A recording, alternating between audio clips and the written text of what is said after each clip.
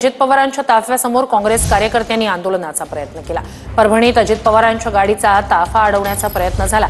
काँग्रेस युवक जिल्हाध्यक्ष आणि भारतीय कम्युनिस्ट पक्षाच्या पदाधिकाऱ्यांनी जिल्हाधिकारी कार्यालयासमोर अजित पवारांचा ताफा अडवण्याचा प्रयत्न केला।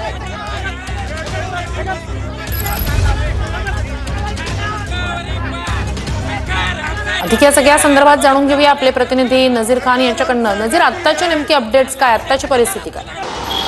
निश्चितच आज अजित पवार परभणी दौऱ्यावरती होते। खरं तर श्री क्षेत्र नृसिंह या ठिकाणावरून अजित पवार यांचा ताफा जिल्हाधिकारी कार्यालयात आढावा बैठकीस घेण्यासंदर्भात आला होता। मात्र जिल्हाधिकारी कार्यालयाच्या अगदी समोर डॉक्टर बाबासाहेब आंबेडकर यांच्या पुतळा परिसर समोर काँग्रेस युवक आणि भारतीय कम्युनिस्ट पक्ष आणि महाराष्ट्र राज्य किसान सभेकडून अजित पवार यांचा ताफा अडवण्याचा प्रयत्न खरं तर करण्यात आला आहे। आंदोलकांच्या हातात चुना होता। 1